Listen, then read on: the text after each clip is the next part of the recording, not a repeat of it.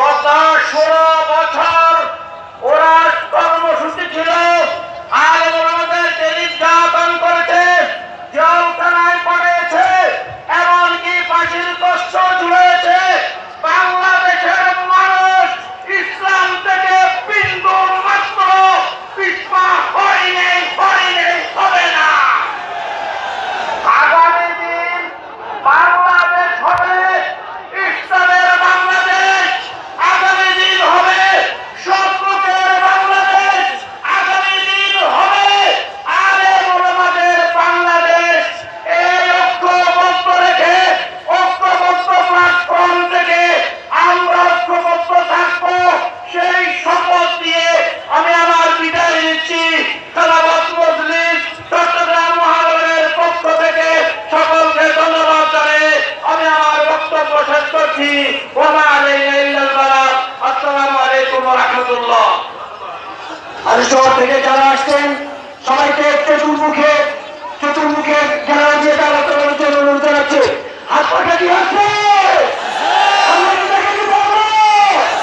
সবাই বলি, হাত পাখা একশো, হাত পাখা এক আওয়াজে, হাত পাখা সবাই থেকে, হাত পাখা চতুর্মাসিকে, হাত পাখা দেখিয়ে দাও, হাত পাখা ঘুরিয়ে দাও, হাত পাখা বুঝিয়ে দাও, হাত পাখা ইনশাআল্লাহ, হাত পাখা আগামী দিনে, হাত পাখা নির্বাচনে, হাত পাখা হাতের প্রতি, হাত পাখা মোবারক, হাত পাখা এক আওয়াজে, হাত পাখা একশো, হাত পাখা চতুর্মাসি, হাত পাখা মজুসুল্লাহ, হাত পাখা ইনশাআল্লাহ, হাত পাখা সফল হবে, হাত পাখা সবাই বলি, হাত পাখা নারায়ে তাকবীর।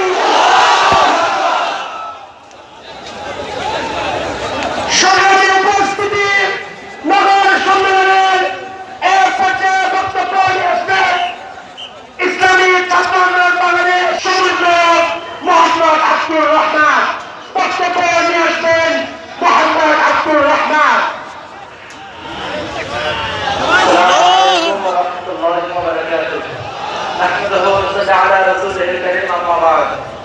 আজকে ইসলামী আন্দোলন বাংলাদেশ চট্টগ্রাম মহানগর কর্তৃক আজকের নগর সম্মেলনে ইসলামী ছাত্র আন্দোলন বাংলাদেশ চট্টগ্রাম বিশ্ববিদ্যালয় শাখার পক্ষ থেকে আন্তরিক শুভেচ্ছা ও মোবারকবাদ জানাচ্ছি।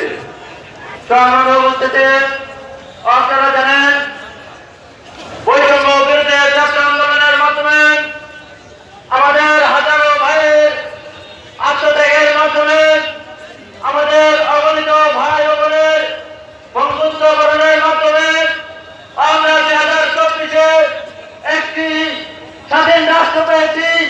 আমরা দ্বিতীয়বারের মতো